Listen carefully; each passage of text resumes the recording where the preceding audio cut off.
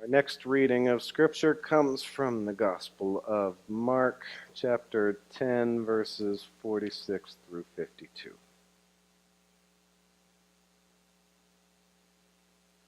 They came to Jericho.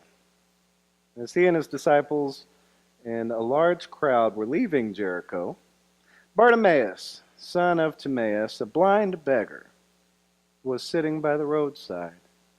When he heard that it was Jesus of Nazareth, he began to shout and say, "Jesus, Son of David, have mercy on me." Many sternly ordered him to be quiet.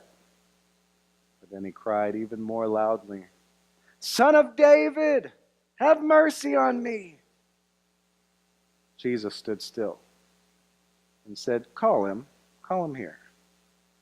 And they called the blind man, saying to him, "Take heart, get up, he's calling you." So throwing off his cloak, he sprang up and came to Jesus. And then Jesus said to him, "What do you want me to do for you?" The blind man said to him, "My teacher, let me see again." And Jesus said to him, "Go, your faith has made you well." Immediately he regained his sight and followed him on the way. The grass withers and the flower fades, but the word of the Lord lives forever. And this is the word of the Lord. Thanks be to God. The least of these. Ever since Jesus' transfiguration on top of the mountain in the Gospel of Mark, Jesus has been teaching an extended lesson about putting others first, the least of these in particular. As we enter today's passage, we should notice that what we're reading is basically the conclusion of that extended lesson. People asked him questions throughout his lesson about divorce, about salvation, about children, about how other people are behaving, and of course, "Hey Jesus, can I have shotgun?" One to sit at the right and left of Jesus in the front in all his glory. Every question they asked, though, came back to the least of these, putting the last first. Now at Jericho. Remember Jericho? That place where the ancient Israelites circled the city and brought down the walls by marching around it and playing their horns. Well, there it was a prostitute named Rahab who became the hero by welcoming the Israelite strangers into a foreign land. These Israelite strangers who just got there after 40 years of wandering in the desert, here in Jericho, and then that same place, some 1,300 years later, Jesus and his followers are passing through. On the tail end of this lesson about the least of these, we don't hear about any of the other stuff that they do in Jericho while they're there. We do know that he's on his way to Jerusalem next for Palm Sunday, to enter Jerusalem on his way to the cross. But here in Jericho, what we do hear about leaving the city, at the tail end of the crowd, there's Bartimaeus, a blind beggar. Right on time for Jesus to give one more personal example of being humble and putting the last first. An example that getting the front seat isn't what's so important. It's about making sure the people behind you are okay. Don't get so caught up in having your way and chasing rewards for yourself, you might walk right by that blind beggar who needs your help. So before going on to offer the most humble sacrifice on the cross, Jesus again shows us what putting the last first looks like. Jesus approaches the blind beggar Bartimaeus. He hears about it and he hollers out, "Jesus, Son of David, have mercy on me." Bartimaeus is making things a little uncomfortable. Jesus is a VIP. Stop. Be quiet, Bartimaeus. Bartimaeus, he doesn't have time to deal with you. Jesus is busy.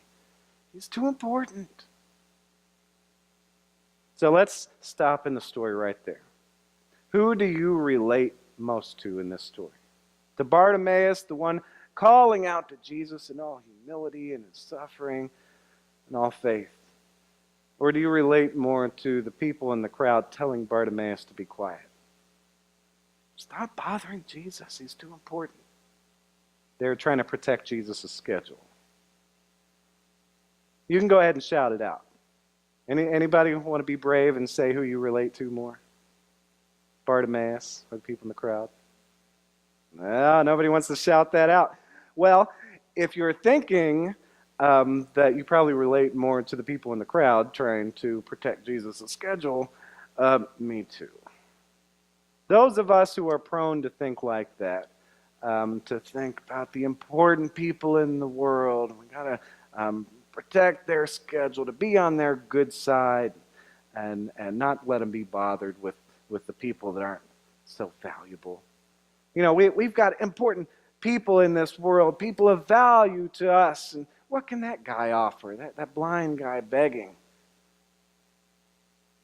He can't even get himself together. We're a lot more concerned with Jesus and what Jesus is doing than we are with that guy. So as we continue in the story here, Bartimaeus gets even louder, making things uncomfortable for us. Son of David, have mercy on me. Oh, great. That guy now, that guy has got his attention. That Bartimaeus, he's calling out and being a disruption. Now, Jesus took notice of him. He's calling for Bartimaeus. He's calling him over. Oh, man, Jesus isn't going to be happy about this. Sorry, Jesus. We told him to be quiet. He just wouldn't shut up. But paying no mind to us at all, Jesus heals the guy. And after that, Bartimaeus becomes a follower. Okay, I get it. Bartimaeus, he's blind and begging. He's the least of these. Okay, I swear I'll get it right next time, Jesus. That's kind of where I'm picturing at least a lot of us in the story. Definitely myself. Part of the crowd, one of the disciples. People didn't really get it, but still going along with it all. Learning yet from Jesus himself that the poor, the homeless, beggars in our society are very important and deserve our attention.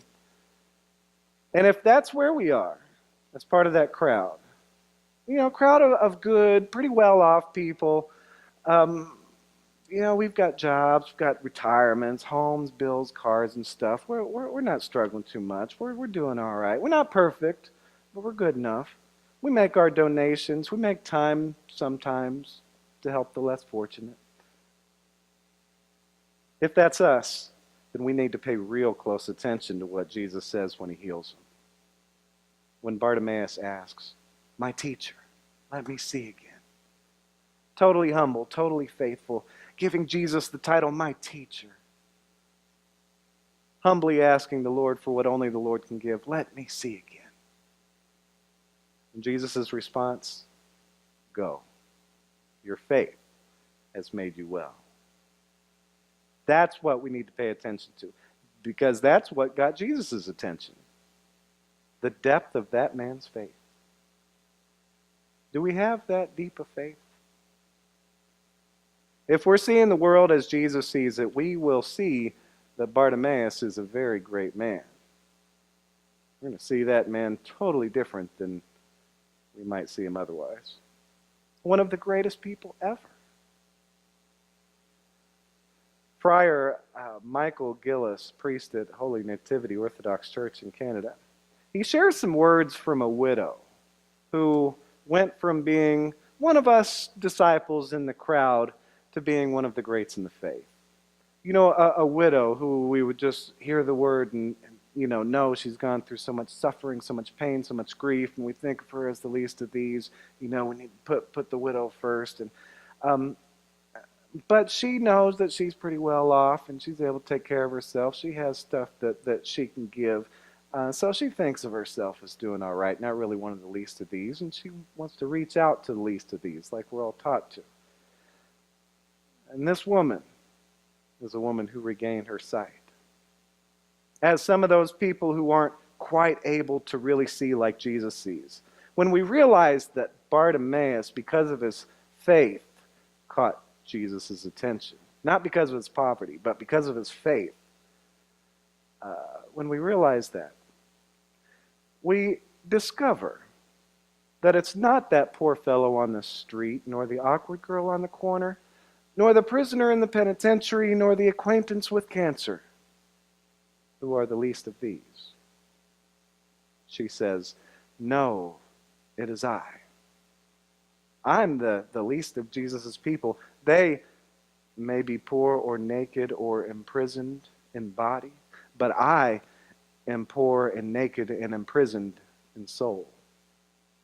I have nothing truly valuable to give my neighbor because my love isn't unconditional. I'm overcome by my passions.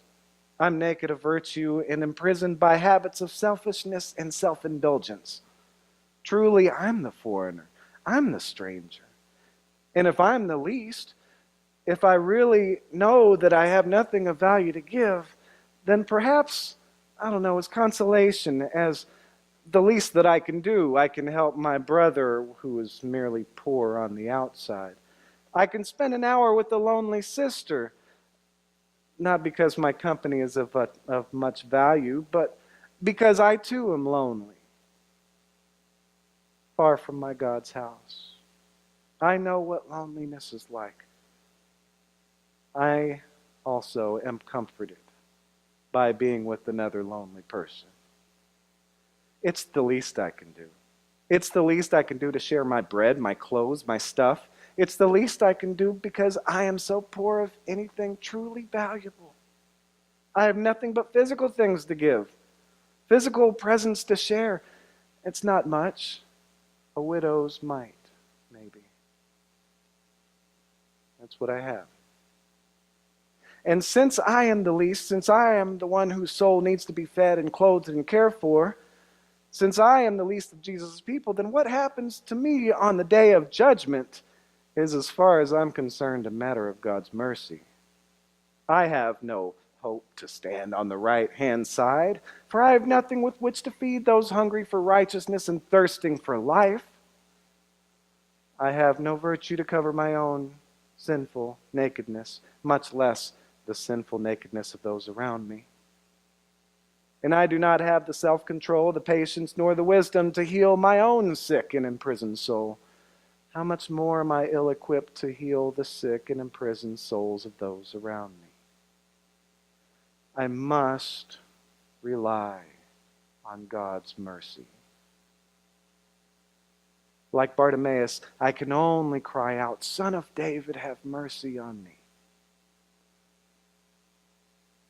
And if we can see ourselves in that way, if we can humble and give ourselves to the point of Bartimaeus and by a miracle of God's mercy find ourselves at Jesus' right hand, then we will be completely surprised.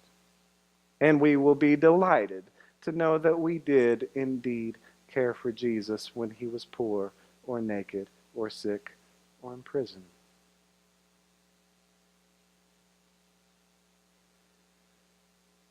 When we go from being among the crowd to among the greats, we realize that not only is everyone, every single person, extremely valuable, even that lowly, worthless beggar on the street, we will see that the power of faith is strongest when it's most humble. It is most humble who are the greatest.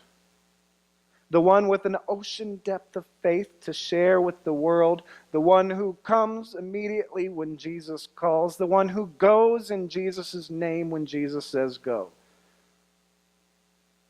Now, as Jesus' extended lesson comes to a conclusion here, Jesus healing Bartimaeus, it presents us with a question. The last, the least of these, who is it, really?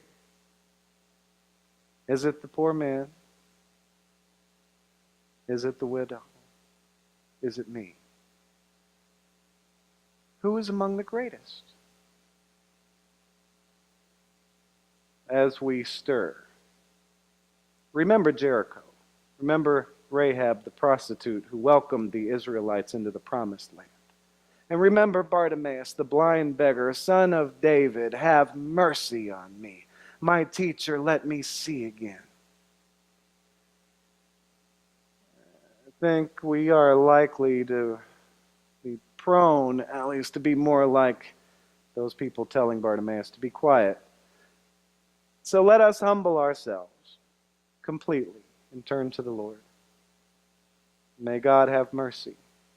May we regain our sight, and may we see as Jesus sees.